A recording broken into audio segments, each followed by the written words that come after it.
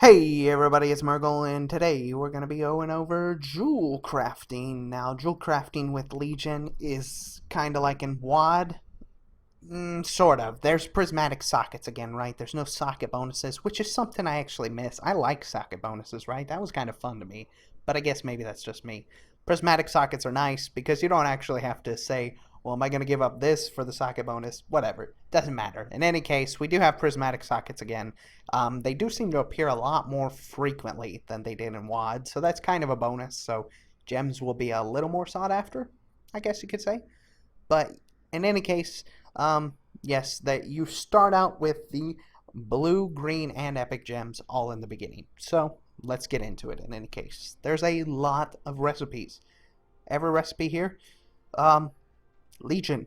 I have every recipe learned except for 4, and the only reason I don't have these learned is because they take 800 skill to learn them. Other than that, all of the jewel crafting recipes are unlocked extremely easy. Now, the ranks may be a little more difficult to unlock, but as for the recipes themselves, no difficulty at all. You have to do 3 dungeons in total. That's it. And they don't even have to be on heroic. So jewel crafting will be one of the more common ones, I guess, because it doesn't have that many. It's not very difficult. All you got to do is go out here a few places, and then boom, you're done.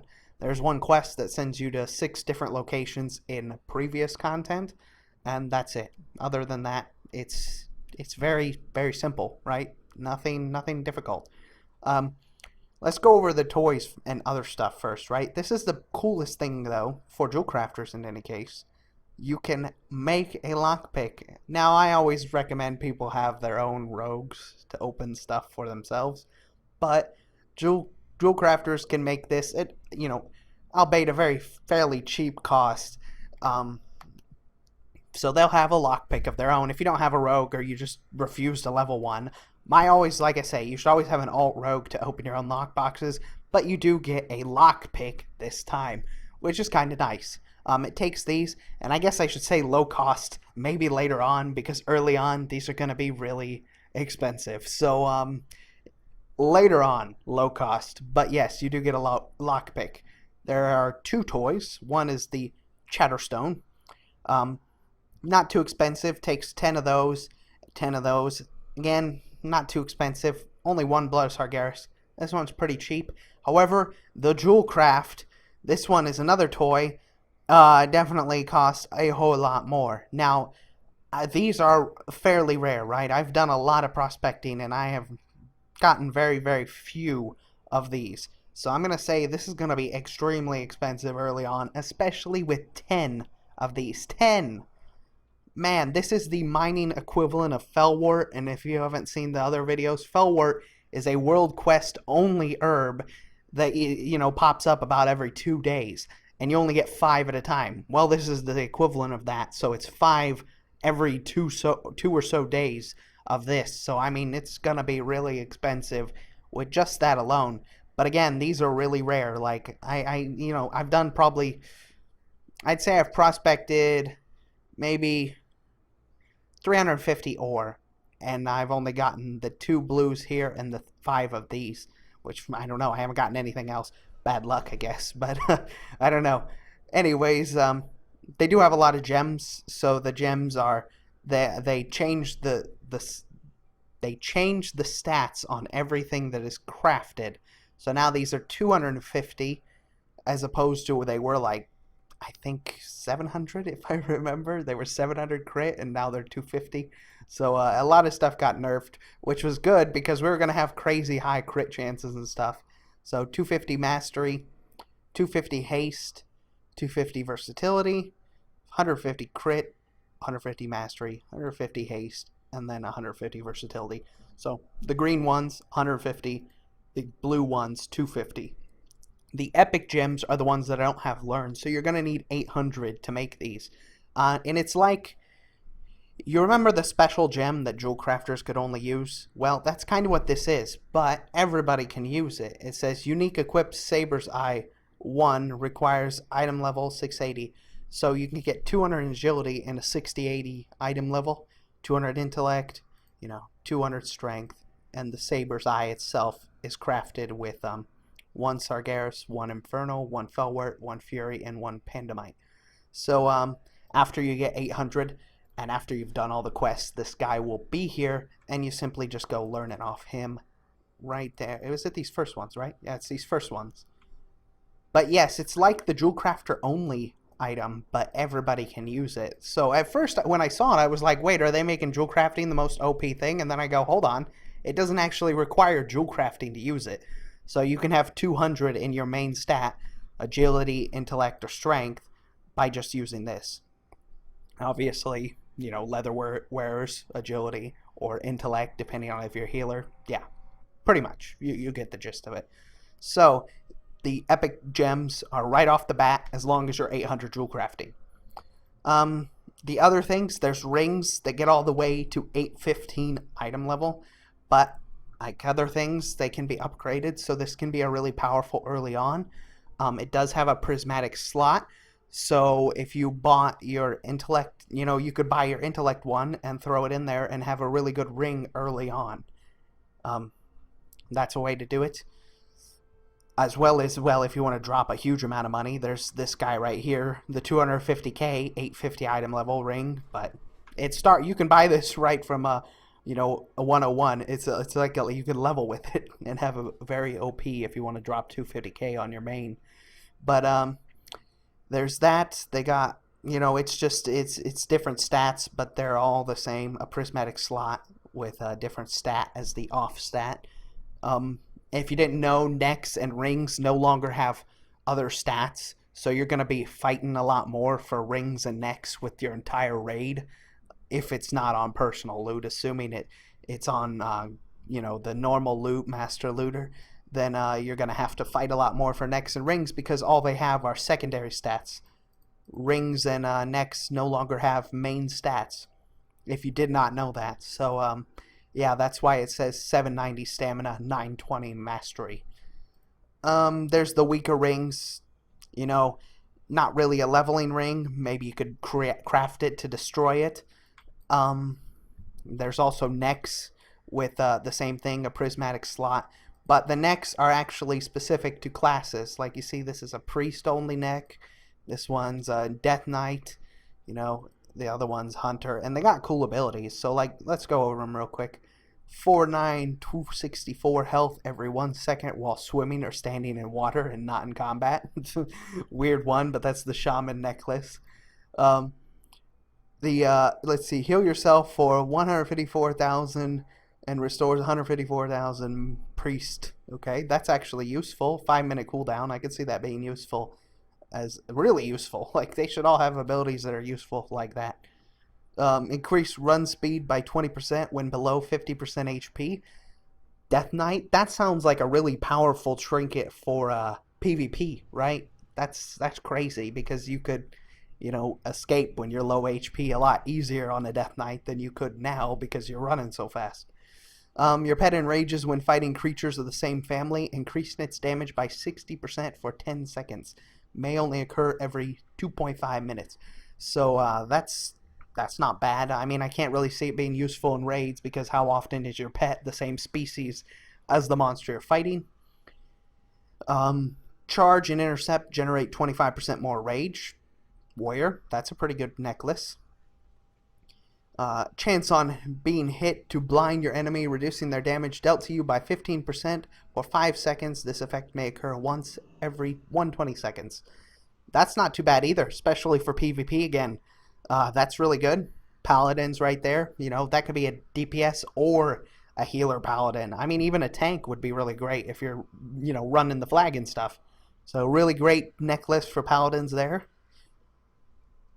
This one is for mage. Cast a random damaging spell at your target. 5-minute cooldown. It better hit a lot if it's 5-minute cooldown. That's actually crappy compared to the other ones. So mage, not too great it seems. When you land a killing blow on an enemy that yields XP or honor, the remaining cooldown of sprint is reduced by 10 seconds. Well, you could move around really quick as a rogue, but again, I don't really see that being all that useful as opposed to the other necklaces having some great abilities. Increase versatility by 919 when outdoors. Druid. That's pretty good outside of raids, but I mean, unless the raid's considered outdoors, then I mean it's not going to be very useful um, overall. Quip, roll, chi torpedo, or jumping heals you for 821,000. Or 882,000, sorry. 82,106. Monk. So that's not too bad. That's actually really helpful. You know, that's just a small little heal every 20 seconds. Um, Heal for 656,000 when you summon demon dice. May only occur every 3 minutes. That sounds like really good in PvP because a lot of times a warlock, you know, they go after your pet. At least I found when I was playing Affliction, they always tried to kill my pet. So that does sound really, really strong in terms of, you know, if you let your pet die, you're going to get a free 656k heal. Reflect 32,000 chaos damage back at the attackers for 20 seconds. That's not bad. That's for me. And you know, that'd be really good as a tank. You could do a lot of DPS if you pull a huge amount and then you're reflecting all that damage back. That's pretty good. So there's all the necklaces and their abilities. I can see a lot of these, especially the warrior neck. That's a lot more rage. I mean, rage is always great. The paladin neck was really good. You know, shaman was stupid. How often are you in the water, right? I mean, that's kind of pointless. The priest one wasn't too bad. That was a good ability. So, I mean, a lot of these necklaces are going to sell really, really well, especially early on, since they can be upgraded. You know, that's another bonus. Upgrade, more money. And then, you know, the crappy necklaces that are pretty much crafted to destroy. I can't really see much use for them aside from that. It should be noted that you can craft gems and actually destroy the gem. It doesn't give very much. Very much. Look, I can obliterate gems, but I'm only going to get a very, very small amount. Two ash. But let's go ahead and do one of these necklaces that cost one of 3 different gems. You know what? Let's do this one. It costs 5 of this, 1. We'll go ahead and craft that and see how much destroying that'll give us. And it proc to be epic, so there you go. And 9. You know, overall, you might be better off just crafting a bunch of 1-cost gems and then destroying them as opposed to crafting the necklace that costs 7 gems. Because if you do the math, you could get 14 Obliterum Ash by just destroying gems. But, you know, that's more for, like, if you're just trying to create Obliterum. These things would most likely give you anywhere from 100 to 150 because this is a similar cost to when I was creating my Alchemy Stone, and it gave like 130. So, yeah, I'm sure this would be up in the range of 130 Obliterum Ash, which is the equivalent of 1 Obliterum. And that's about it. There's mass Oh, yes, one more thing about... We did get prospecting back, right? So, I better go over this. Prospecting, you might want to start out by doing it in 1, right? Even though you unlock mass prospecting... Alright, let me try and show you. I'm going to turn auto load off real quick so I can give you a good example. Okay, so I'm going to prospect this, and if I get just gem chips, if it happens, I'm trying to get it just a gem chip. Look, it's purple. There we go. I finally got it. Just a gem chip, right? The color, even though when it goes in your inventory, this color indicates what the next gem you will receive is. So now that I got purple, let's say I'm after purple, I can do a mass prospect, which is 4 prospects altogether. And I got nothing but gem chips. So I have to do it again. But it will indicate what the next gem you'll receive is. So purple again. And then if I want to try and get as many purple as possible, I do a mass prospect. See, I got 3 Queen's Opal, the purple one. So that gem indicates... or the gem chip indicates what the next gem you'll receive is. Purple again, so I want to try and get more purples. I will mass prospect now Fell Slate because Fell Slate's the better one. I got nothing but gem chips again. So that's how the prospecting works. And you see I got the purple Shadow Ruby. If the gem chip is with the actual gem, then it means you're not going to get that color again. You have to keep going. Now it's green. So I can check again. I got gem chips. And then, you know, try again. Gem chips. The gems are a lot rarer this expansion. That's why I was saying it's it's definitely going to cost a lot of ore to get any gems in this game. Well, let's keep going. Oh my goodness, this is the driest streak I had when I was trying to prospect. Eye of Prophecy, the blue orange one. Okay, I'll take it. But in any case, yeah, that's why if you're really after a specific gem, you should check and see the orange matched up there. And that's why you do it in singulars if you really care about getting specific gems. Early on, obviously, you can prospect your heart out because you're not going to be after specific gems unless you're trying to make necklaces. But if you're going for a specific color and you really want to get it early on, then that's how you do it. You have to do it in batches of one and then do a mass prospect and try and get that color next. So that's pretty much how jewel crafting works here. Thank you all for watching. Hope you enjoy. Hope it was useful. And I will see you again soon. Bye-bye.